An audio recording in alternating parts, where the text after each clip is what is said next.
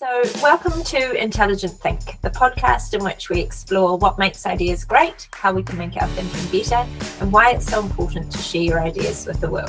Plus, we'll talk to thought leaders and authors about their own ideas and experiences so you can mine them for gold nuggets that will help you on your own journey. I'm Christina, and this is Intelligent Think.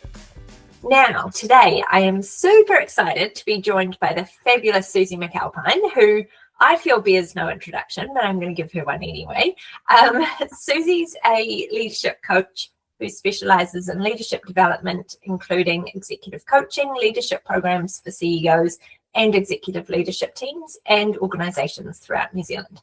She's the author of the best-selling book Beyond Burnout, which reached the top 10 non-fiction book sales in New Zealand, and she's also the author of the award-winning blog The Leader's Digest, which has been named in CMOE's top 100 socially shared leadership blogs. She's been featured in a whole host of media outlets, including the Sunday Star Times, One News, Sunday Program, Radio News New Zealand, the Herald and Inc magazine, so she's a super rock star there. And Suzi's also the creator of the Leaders Map, which is a blended leadership program for organisations wishing to equip their emerging leaders with all the necessary leadership capabilities they need for success. So that was a long spiel, but in a nutshell, she is one of my favourite clients, and we've worked together for over 5 years, which is fantastic, starting obviously with supporting you to write your book, Suzi, Beyond Burnout. So even though we've got lots of ground that we're going to cover here today, let's start there, I guess. What would you say is the shorthand version, maybe, of the story around your book? Well, thanks so much for having me on the podcast, Christina. Any chance to have a conversation with you is always a good one. So the story, a shortened version about why I wrote the book was that in my role as a leadership coach, I had at the time, this was about 2018, started to see more and more leaders that I was coaching experience burnout.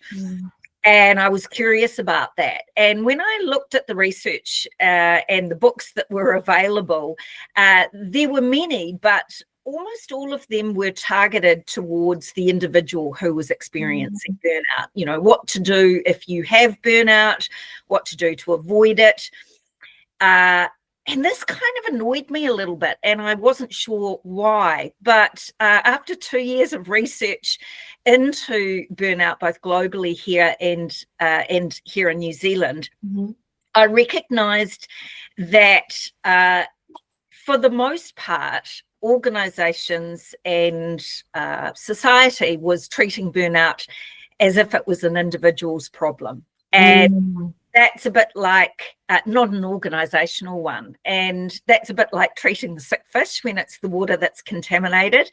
We can't have conversations about burnout without also having conversations about culture, the ecosystem, leadership practices. And I guess that's where there was a crossover with what you were doing.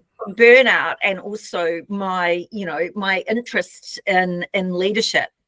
And so I had also experienced burnout myself many years ago, although at the time I hadn't really realized that. And so I had a felt sense of the experience.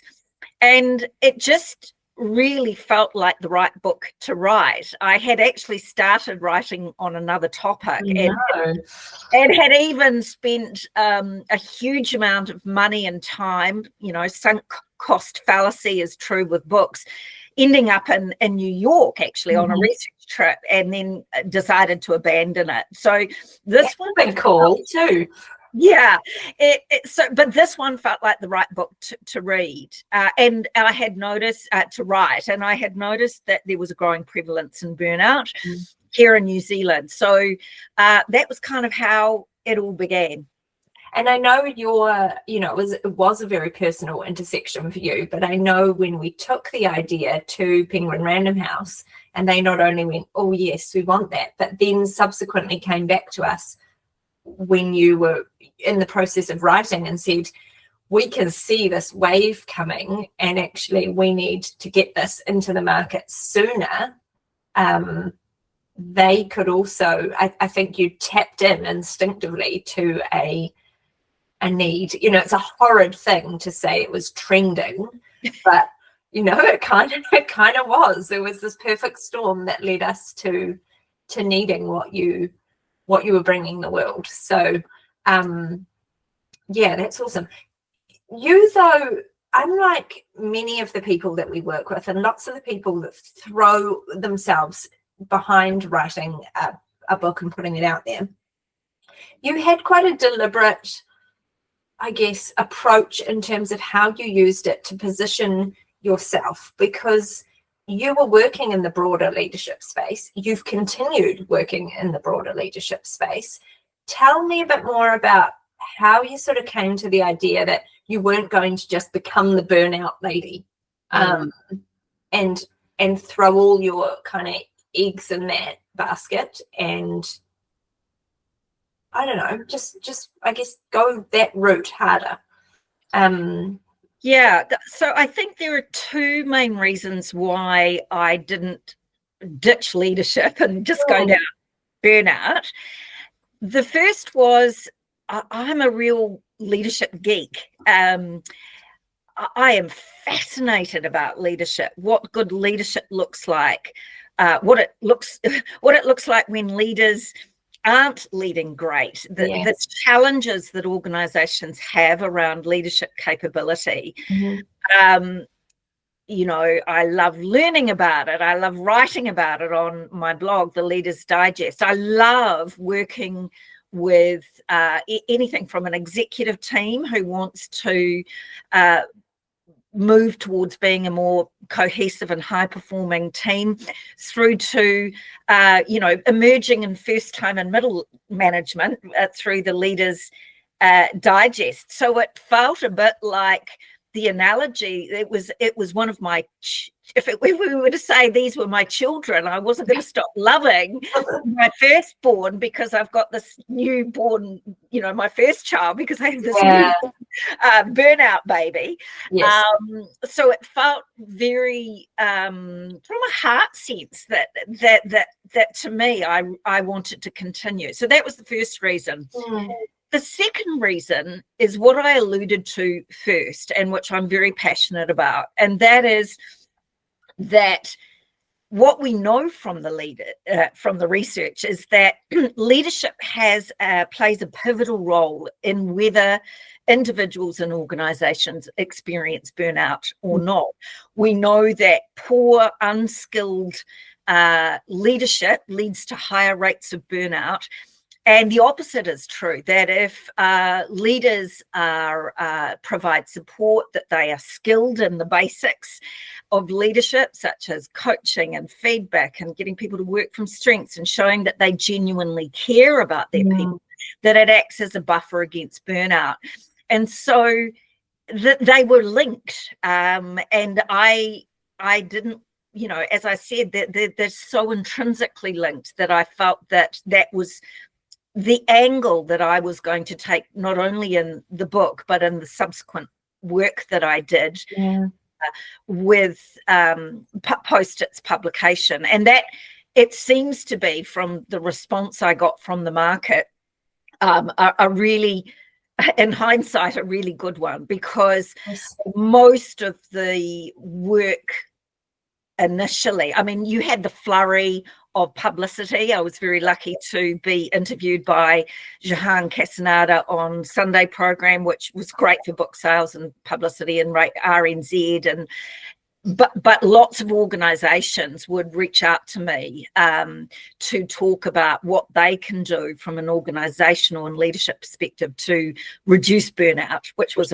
exactly what you hoped for, really, wasn't it? Selling lots of books, yes, but you were actually trying to have the ripple effect of change. And I think what I'm hearing you say there is, even when you were doing the broader leadership work that you were already doing, and that you've done a lot more since the book as well, in some ways you were also aiding that burnout conversation or issue, merely in giving people the, even if burnout wasn't part of that program or that piece of delivery, in giving them better skills to lead well, you were actually almost, the ripple effect of that was helping to solve the problem anyway, right? So absolutely. And it's also been integrated in a lot of my programs. So, for example, the Leaders Map, which is a blended leadership program for leaders, one of the modules is on well-being. And so we have subsequently integrated some of the content from the book and some of my research and learnings into that. So it's finding its way into leadership. Yeah. That's cool, and normalized a lot since. So we've obviously had, I know how old your book is, Vic, because I've linked it in my personal life with, I know I couldn't come down to Nelson for your book launch because I was about to have a baby. So I know that your book baby is the same age as my youngest baby. So it's been in the market for 4.5 years now, we know, which seems both crazy, but also like, well, of course, it's always been there, right? Tell me a bit more about how you used it. Well, I guess I know this, but tell everyone else how you used it then and how, that's had a really long tail. How has it sort of continued to be leveraged and helpful to you and to the people you've written it for since then as well? Well, like any product, it has a life cycle. And if I think about the stages that it went through, the first year was crazy. Lots of publicity. So that first 6 months, even to a year after it was launched, certainly the first 6 months, it was really important to market it until you felt sick in the face. So, any opportunity to speak to media, I took, whether that was, there was only one that I didn't. I was asked to speak on TV, but it was like 2 days notice. And I live in Nelson, so I just couldn't make it work. Wow. I think that was the only publicity I didn't turn out. So I would say to people, if you've written a book or you've done this big thing, that's only stage one. Get ready to talk about it, to market it, to thresh it, to kind of that first 6 months. So that is really important to ride the wave. Even though it was a bestseller, I would say and both you and Wally Bock, who was my two other book coaches. By the way, can I just say, anyone who's thinking of a wonderful partner or Sherpa to walk alongside you in writing and any part of your book, Christina's your girl. It was, I know, but I just have to plug that in. But even if it's a bestseller, unless you're a New York Times bestseller, you're not going to make a whole lot of money out of potentially book sales. But you do it can be a really good income generator. So what I found, certainly for the first 2 years, speaking engagements, whether that be at conferences. So there was not only industry bodies, I was often keynote speakers at a huge variety of industries, but also organizations. I had some, most of the really large organizations, Fonterra, Air New Zealand, Vodafone would ask me to do webinars or speaking engagements. And so, that was really useful. But also it was a really good vehicle just to get known and for the space even into other areas. So, for example, because of the success of the book, I got new work in terms of leadership. So I had interest and work come in the leadership space. But it has had a long tail. So, it goes through that whole life cycle. And certainly the last couple of years, it's becoming it's coming to the end of that life cycle. And yet, in the last week, I have spoken at two sort of situations at the New Zealand Marketing Association and another very large organisation on burnout. Wow. So I think partly that is, unfortunately, burnout rates in New Zealand are higher than they were when I launched the book.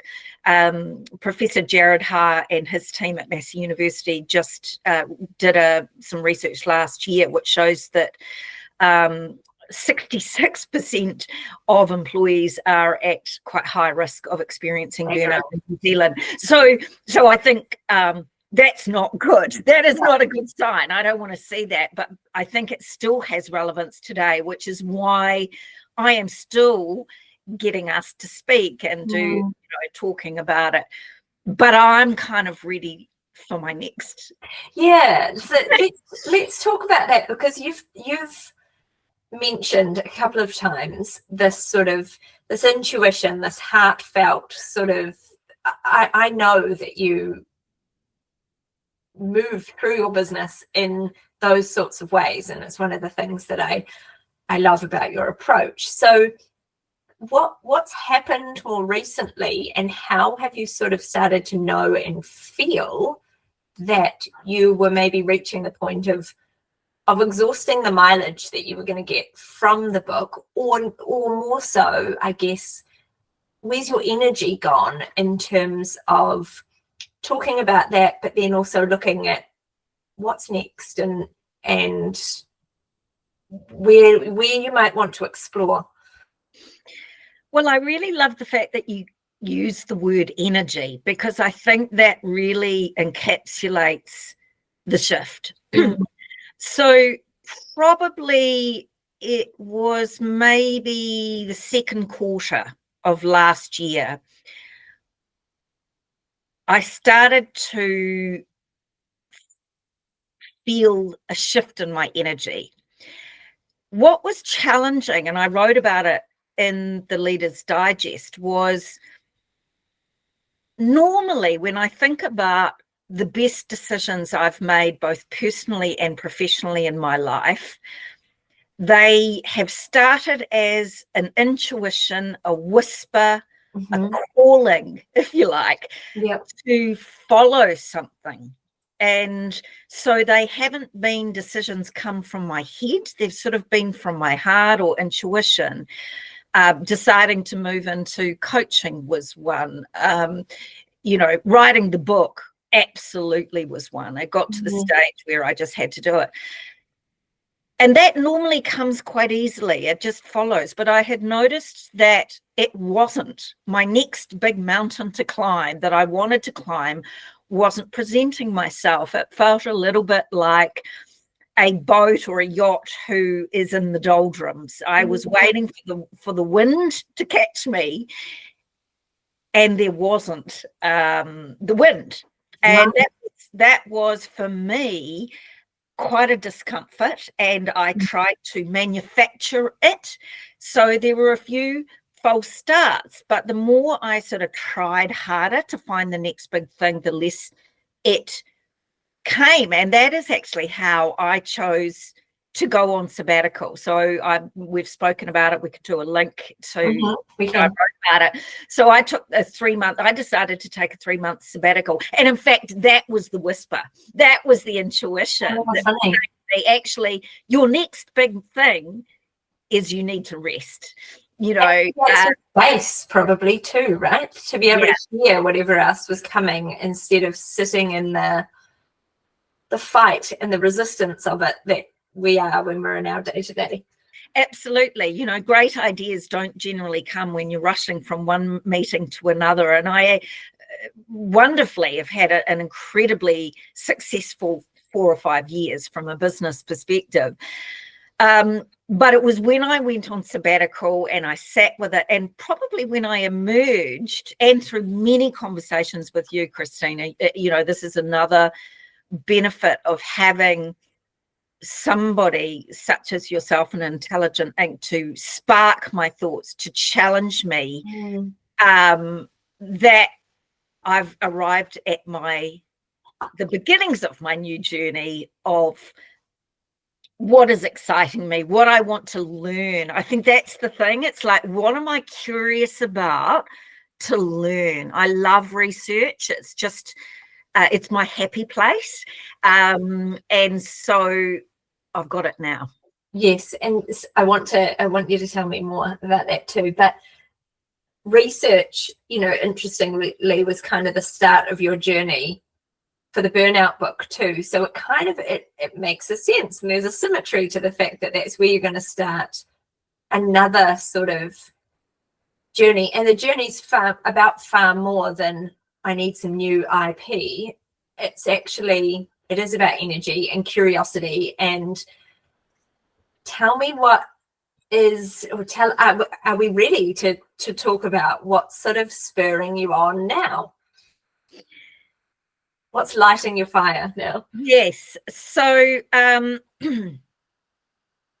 because I work very much in leadership development, and this is another thing that I think is really, it works for me anyway. It might not work for your listeners, but it's a curiosity. So I'm noticing. So you start to sort of notice patterns or notice something emerging in the spaces that you work that is both a problem. So it seems to be a bit of an issue or a problem to be solved, or people are grappling with it, or you can start to see little sort of patterns of it popping up. Yes. And also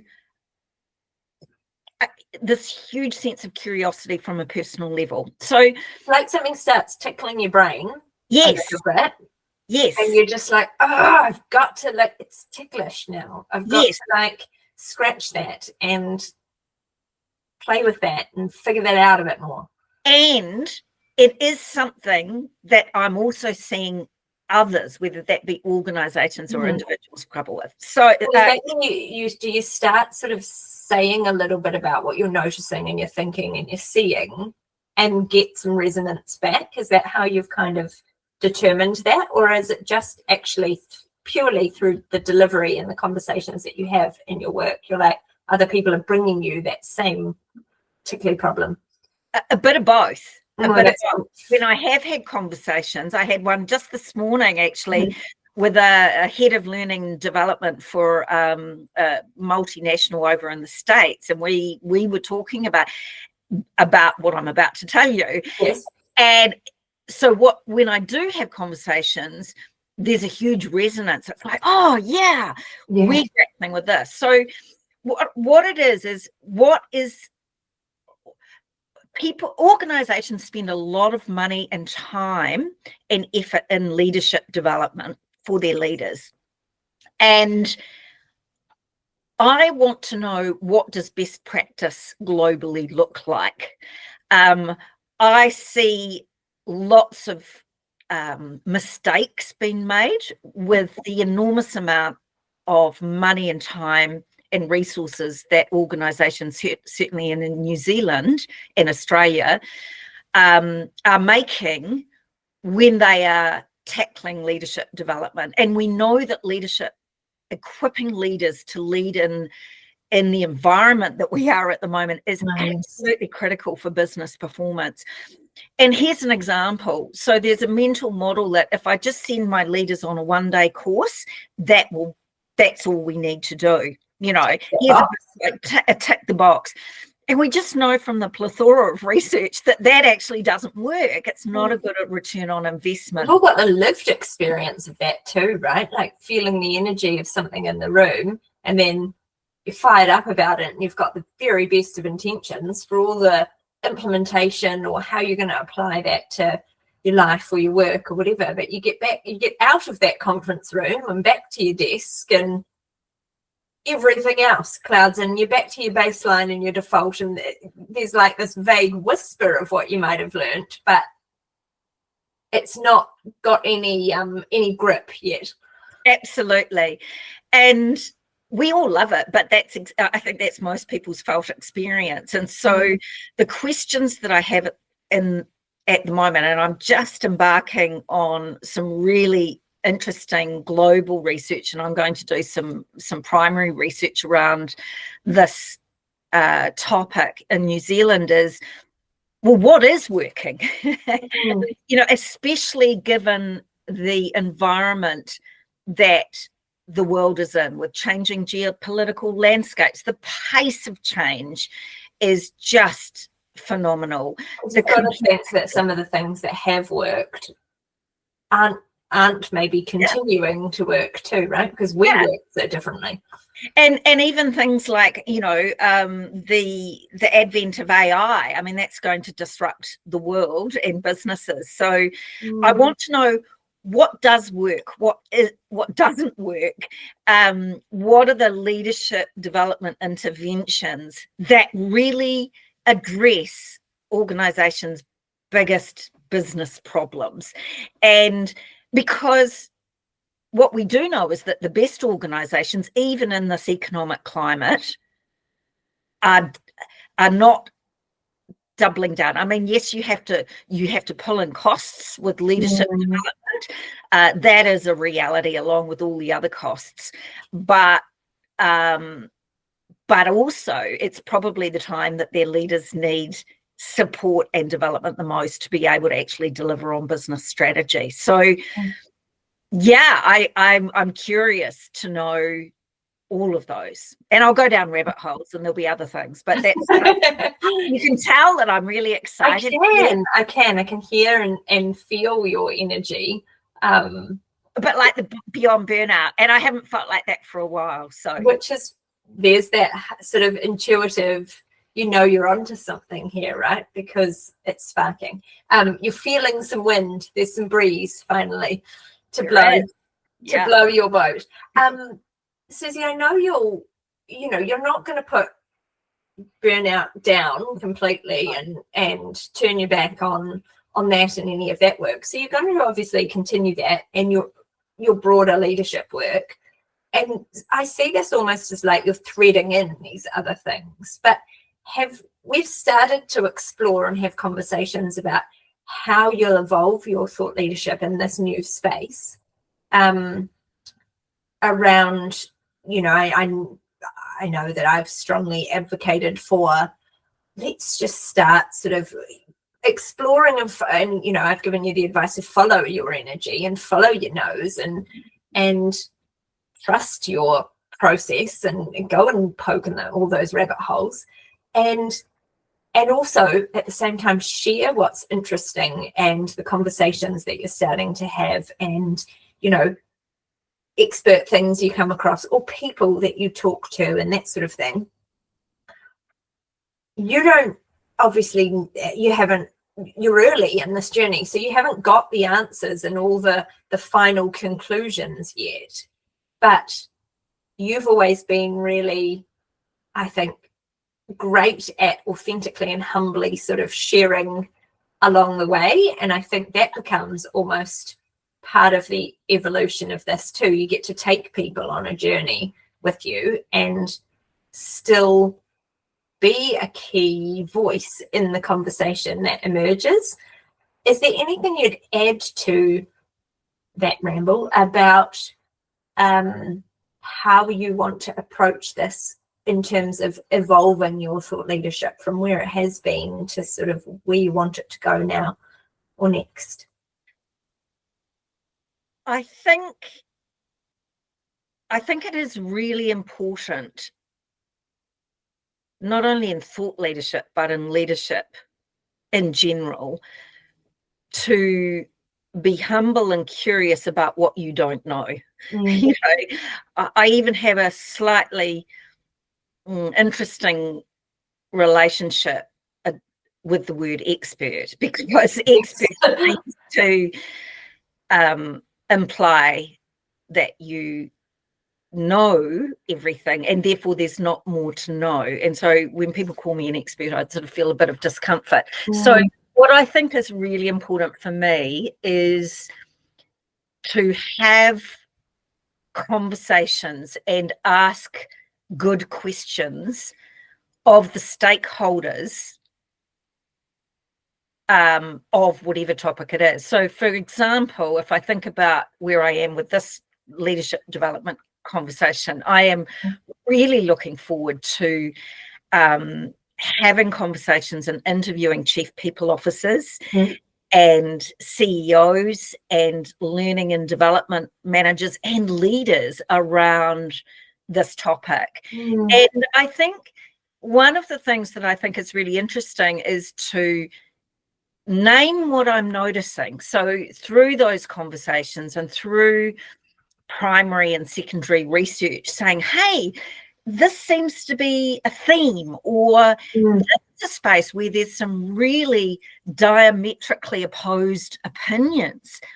What do you think? You know, I know in LinkedIn, for example, you put a post and you ask a question, and sometimes you get people coming back and sometimes you don't. But I'm really curious about that. So yours isn't just a hook when you do that. You're for the feedback. So, but I think it's saying this is what I don't know, I think is really important, and being comfortable with the discomfort of, I'm getting some different ideas, or I don't know the answer to this. Yes. I think that is really important. Or this is what I thought, right? Yes. This is the big one for me, and it can be challenging, but I think it's really important, is this is what I thought, and this is important for leadership too. This is what I thought, but actually with new evidence presented to me, I think I'm changing my mind. That actually, I don't believe that anymore, or we need to, I don't like that word pivot, but we need to change course, or that this is what we thought we knew then, but actually under new evidence, this is different. So based on this information. To change your mind and hold your assumptions lightly as you go through your thought leadership journey, I think is really important. I have to keep reminding myself of that. Oh, that's why I'm such a fan of yours, and why it's so amazing to go on the journey with you, Suzie, is because you embody that so well. And I think it's why you're inspiring as a leader too, because you do that. It's rare still, sadly, to find people who are prepared to go, like, look at this thinking I had, which was maybe incomplete or wrong, or just a bit had all these blind spots. We're quite quick usually to bury that and pretend that never existed, and of course we always had the full force of what we know now. So yeah, I think that's really I think you're right. I mean, cognitive bias and sunk cost fallacy is alive and well, and actually just even, I think, if you look at the world right now and what seems to be, even in politics, with social media and getting in our own bubble, I think we have to be really purposeful in not doubling down and being open to changing our minds with new evidence, or and this comes back once again to really important leadership traits, which is to listen particularly well, even though it is most difficult, to people who have a different perspective. And not listen to reply, but really listen to understand. And I think that's important in leadership. It's important in thought leadership, and in society. I think, because otherwise we get into a bubble. I mean, I even had some research that I looked in the other day that's just come out of Harvard on leadership development, which is saying, well, blended leadership's okay and it's not enough. And that's quite different to what I've been sort of saying. That would be confronting if it is. That's what you've designed a lot of your delivery around, is that model. And so what that's got me thinking, where it links into product development, is not that I want to throw the baby out with the bathwater. I've had such incredible feedback from multiple clients on the effectiveness of the Leaders Map, and there are things I can do to improve it and to tweak it. that we can actually start to go, well, how can we evolve that product? Yes, enhancements as opposed to throw the baby out. Scrapping and starting over.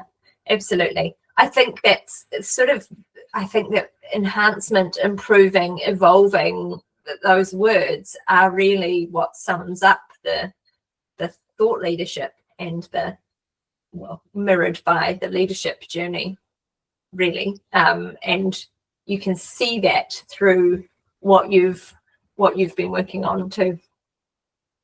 Is there anything else that you would add or say, or I guess want people to know about your book, your journey? You're almost like starting a new one over again, which is like exciting, but also, I don't know, probably out some other things too. Yeah, a couple of things. One, I don't think this is necessarily going to be a book. I think my husband would probably, I mean, poor suffering husband, I think he would probably just divorce me on the spot, because it was quite a journey, you know. And I had 3 young children, you know, I had 3 kids at home, and he's got a really busy job. So and it will result in something, you know. I've got to produce something, and I will do something, and maybe I'll change my mind, maybe I will.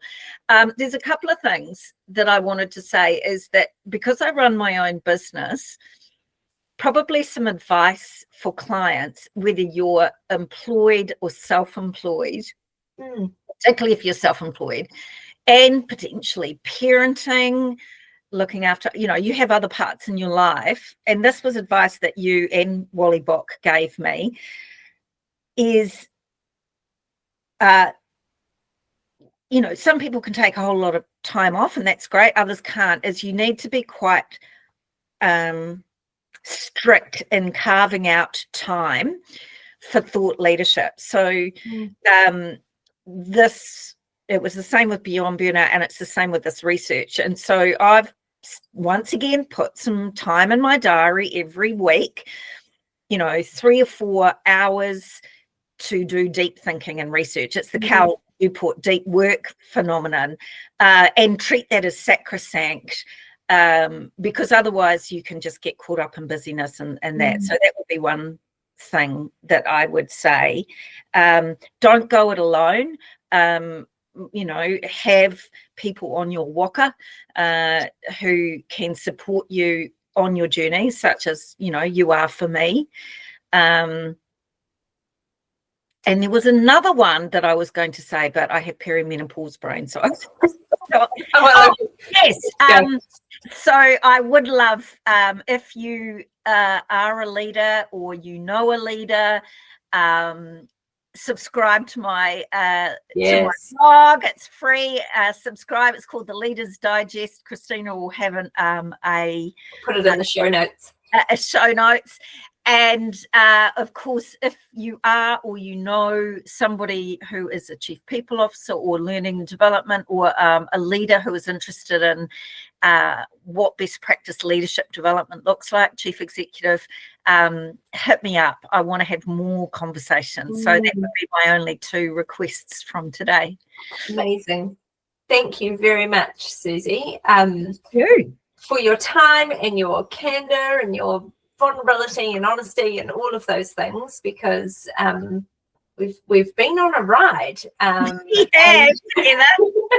we still are. So anyway, I'm honored to get to do this with you. So thank you, both today and, you know, over the last 5+ years. So thank you again. In short, you've been listening to Intelligent Think with Verity Craft and Christina Wedgwood, brought to you by Intelligent Inc. Thanks to the fabulous Suzie, Jeff Ong for our theme music, and to you for listening. Here's to better thinking together.